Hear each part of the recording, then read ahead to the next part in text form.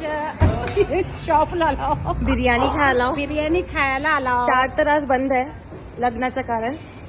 लग्नाच्या कारण आज चाट बंद आहे, त्यासाठी आमच्यासाठी स्पेशल बिर्याणी करू घातले. बघा इकडं बिर्याणी. Wow super. आणि कोण आहेत? हे आमचे भाऊ आहे. नहीं, बनाया खाने को परसने वाले ही है. परसने को मंगा ले.